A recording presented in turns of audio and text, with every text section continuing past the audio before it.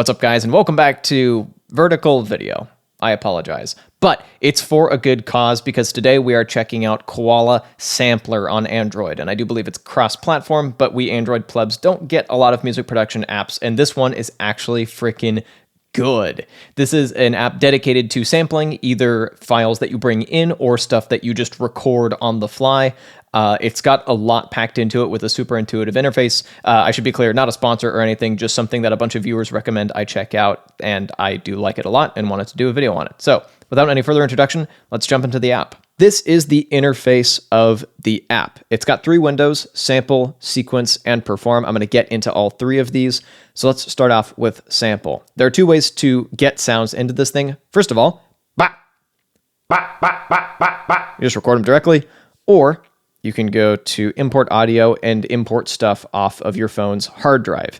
In this case, I've got my one-shot sample pack available for $5, link in the description, with a ton of drum and synth and instrument samples. It's kind of perfect for this app, actually. I've got this loaded up. Let me just choose a kick. Load that in there. That's in there as well. And there's even more you can do with imported samples that I'm going to get to in a second. You got a bunch of stuff to use to modify samples. Volume, pitch, and panning, that's fairly standard. You've also got this whole edit window. So you can do stuff like adjust the sample cropping, super hands-on. I can use this to annoy my friends and family all day long. Change from one shot to only responding to how long you actually hold the sample down. Reverse, loop, attack and release, tone, which is like an EQ. Double tap a parameter to reset it. You can send stuff to choke groups. You can stretch stuff, and you've got even more tools in here that I'll get into in a second. So let me show you stretch. You've got multiple time stretching algorithms to choose from. Make some truly cursed stuff. And let me show you choke groups now that I've got a nice long sound. Let me just send both of these to choke group 1. Any sound in the same choke group will cut off the previous sound that's also in the choke group. For instance, this comes in clutch if either you want a sound to cut itself off, like you've got a bass that rings out for a long time and you want each new bass note to cut the previous bass note off, or if you're doing a sample flip, having all the samples in one choke group is super useful. So let's go into that next. Let me actually import a piece of audio first. I should mention I've also got the Splice app on my phone, and so that's how I've got these samples just directly downloaded. So let me bring in the soul sample that I chopped up for the beat you heard in the intro. Can audition that stuff here, and I've got this loaded into here. Let me change this from one shot to just this, because we're not going to actually use this. We're going to go to tools. I should mention this part you do have to pay for. It is well worth it. I'm going to go to auto chop. There are different algorithms for that as well. In this case, it's detected the transients. You can even choose how many chops it gives you. This seems like a reasonable amount. And then there's also equal and lazy, where you just kind of set them yourself. I'm not going to bother with that right now. I'm going to go to transients, and I'm going to send these all to their own choke group. By default, set them to one shot. By default, that'll do this to the entire batch. Hit chop.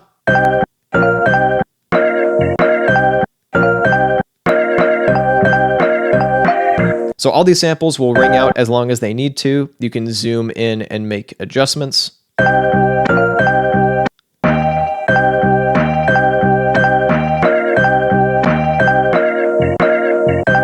That's all in here. That's super easy. I should also briefly mention my experience with latency has actually not been bad. I'm rocking a OnePlus 6. Your mileage will probably vary depending on which phone you have. In my case, it's been pretty good. I've been able to record stuff in pretty much without any problems, and it takes quite a few tracks to get my CPU to choke. So speaking of actually recording stuff, let me go to sequence.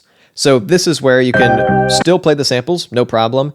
And now you can actually start to record stuff. So let me just set this to 92 BPM. Let's just make this 2 bars long for demonstration purposes.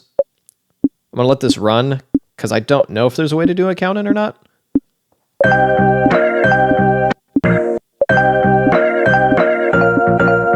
So I kind of messed that up, but hopefully it'll quantize it adequately.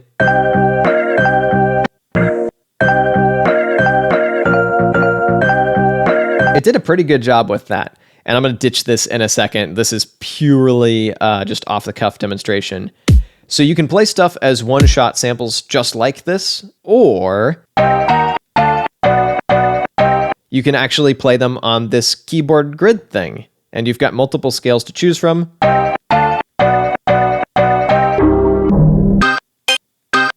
And you can program notes in as well. So you can either go into a proper piano roll. You've got a ton of control over these notes.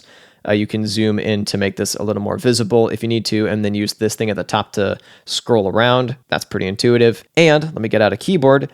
You've also got just a window of all of your one-shots that you can program into here, or you can adjust stuff that you played. That's very well laid out, especially given the relatively small phone screen that we're going to be dealing with. Hopefully you can see how this can be used to build up pretty complex arrangements pretty quickly. So let me load up the actual SoulChop project file to show you the full beat that you heard in the intro.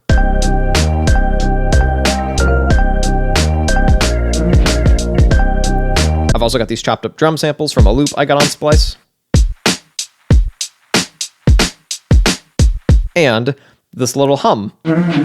That's just me humming, and then I pitched it down, time stretched it a little bit, and I've used that for that little turnaround. Kind of buried it in the mix a bit as well. From here, I can develop more patterns and switch between them. I can also make a new pattern from scratch as well. In this case, the actual layers I have are just the sample chops, the drums, and then this bass one shot that, if mapped to the keyboard, works like that. Once again, it's set to cut itself off, but then ring out if you just hit a note. If I want to kind of perform this on my phone, I've got access to a bunch of effects here.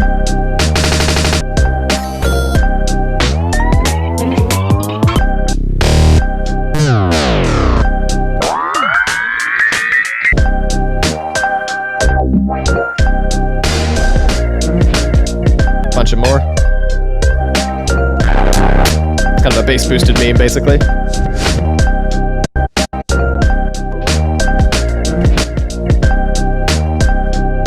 And for some of these more like utilitarian ones, like compressor, you can actually hit hold, and that'll just stay there when you take your hand off of it. That's nice to have, and it's fun, and you can switch between patterns on the fly and all that kind of stuff.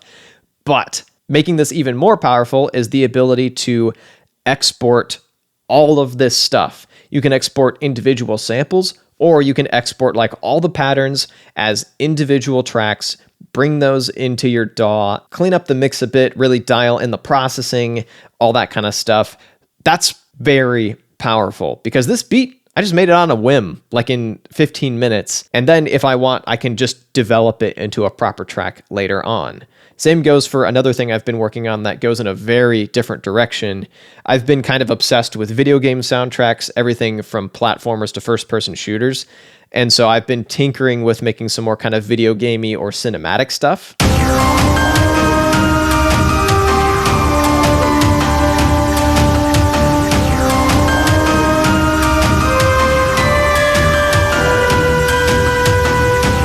In this case, I found a loop of these kind of war drums, chopped it up using auto chop,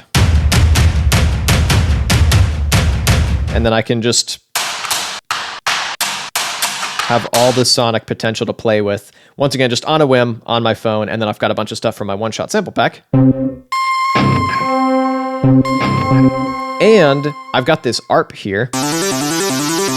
This is from Caustic. I went into there, got a sound, I think modified a preset, came up with that little ARP part, and then exported that, and then brought it into Koala.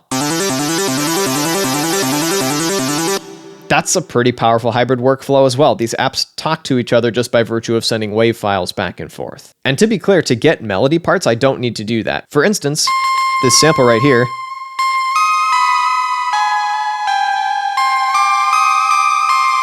I can record a melodic part just directly in Koala, which is exactly what I did.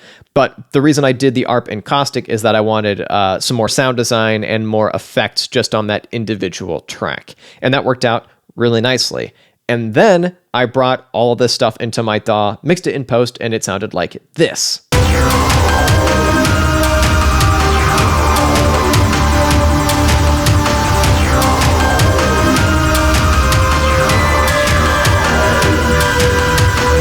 You've got pretty much every tool that you could want to record, import, flip, chop, turn into melodies, and pretty much otherwise mangle any sound at your fingertips, literally, in this app, and even perform stuff out, record stuff. It's incredibly powerful, and paying the extra cost to get the extra features, well worth it.